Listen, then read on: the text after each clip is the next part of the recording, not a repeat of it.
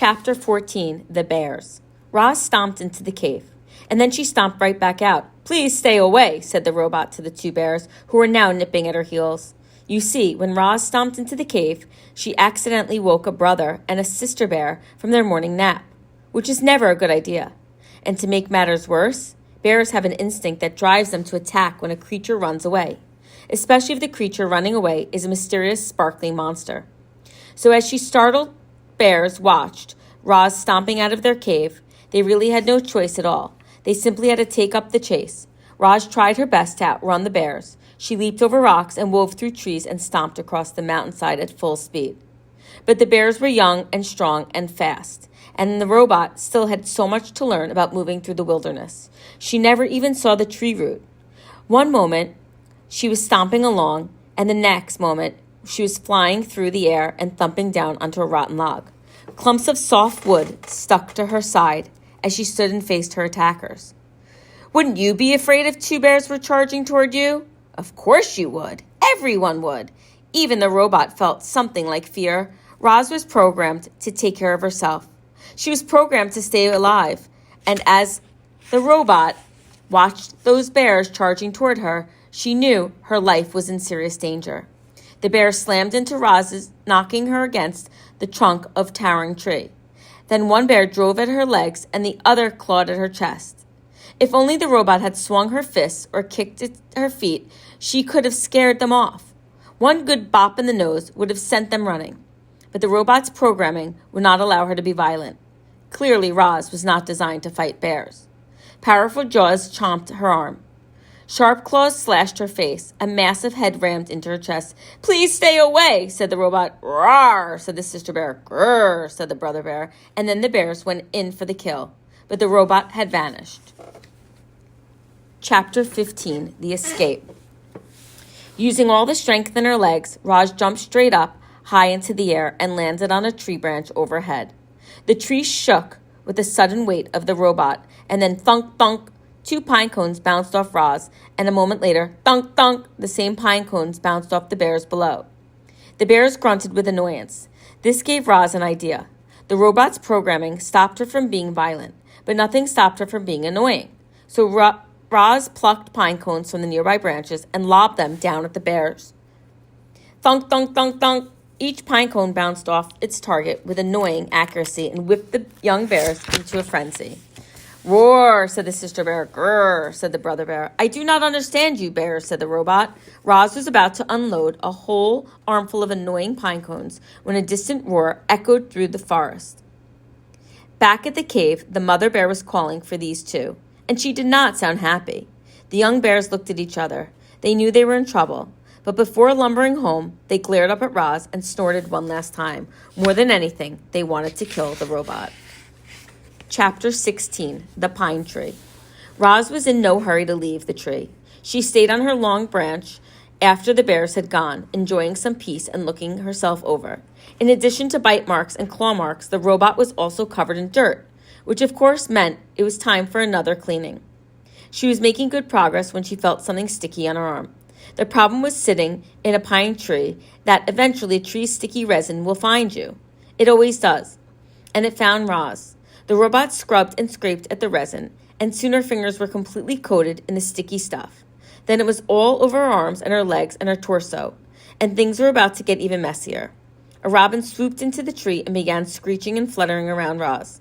The bird had recently finished building herself a new nest. It was a little work of art, a delicate basket woven from grass and twigs and feathers, and it was right above the robot's head. "Screech, screech," said the robin. "I do not understand you, Robin," said the robot. The robin continued screeching and fluttering, then splat. She splattered her droppings across the robot's face. The bird was serious, so Roz scooted away, farther out of the branch, until she heard a quick, sharp crack. Before Roz knew what was happening, the tree branch snapped under her weight, and she went crashing to the forest floor. She hit the ground hard and lay there as broken branches and pine cones and needles showered down on top of her. There was another splat. Then, quiet returned to the forest. Chapter 17, The Camouflaged Insect. Roz was a mess. She lay under the tree, covered in a heap of broken branches and pine cones and needles, and she still hadn't removed the sticky resin from her body. And then there were bird droppings. She was about to get up and give herself a rigorous cleaning when she noticed a peculiar twig. The twig was moving.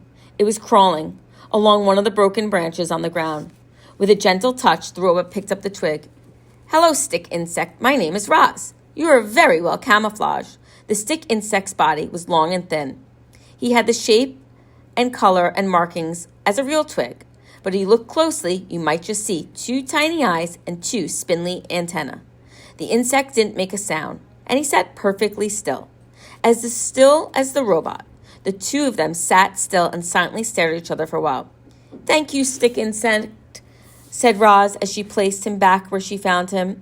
"You've taught me an important lesson. I could see how camouflage helps you survive. Perhaps it could help me also survive." Chapter 18, The Camouflaged Robot. As you know, reader, Roz has always liked to keep herself as clean as possible. But her desire to stay alive was stronger than her desire to stay clean. And our robot decided it was time she got dirty. Roz was going to camouflage herself. She'd gotten the idea from the stick insect, but Roz quickly realized that camouflaging herself as a twig was out of the question. No, the robot would have to blend into the landscape itself. She began by smearing handfuls of thick mud over her entire body. Then she plucked ferns and grasses from the ground and sank their roots into her new muddy coating. She placed colorful flowers around her face to disguise her glowing eyes, and any bare patches were covered with tree leaves and strips of moss. Our robot now looked like a great tuft of plants walking through the forest. She waited for darkness, then she padded to the center of a clearing, nestled herself between some rocks, and became part of the landscape. A few hours later, the sky was brightening, the fog was lifting, the nighttime animals were slinking home, and the daytime animals were beginning to stir. It was just an ordinary morning on the island. However, there was that new tuft of plants in that one forest clearing. Only the bees had noticed the tuft. They buzzed around it, completely unaware that the robot was hidden beneath. And so Roz sat there, right in the open, yet completely unseen, and observed the wilderness around her. She watched flowers slowly turn toward the sun. She listened to the rodents crawl through the weeds. She smelled the moist, piney air. She felt worms wiggle against her muddy sides. A week later, the tough plant was gone. The theme was a new clump of seaweed on the shore. A week after that clump of seaweed was gone, and there was a new bramble on the mountain. Then there was a new log on the riverbank. Then a new rock in the forest. Chapter 19, The Observations. Clouds scuttled through the sky.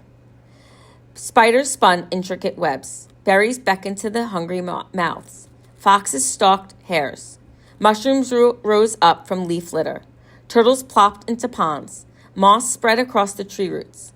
Vultures hunched over carcasses. Ocean waves beat against the coastline. Tadpoles became frogs.